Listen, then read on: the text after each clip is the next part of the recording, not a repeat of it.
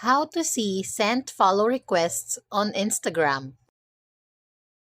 First, open Instagram.com in your Safari and log in on your Instagram account. After that, simply go to your profile in the lower right corner of the page and then click Settings.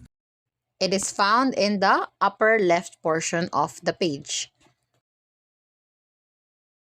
Here you will see Privacy and Security.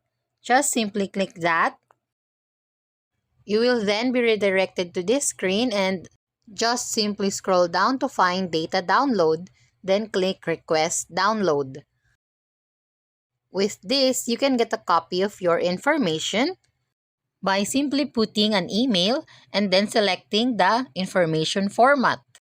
Just click Next and it will ask you to put your Instagram password.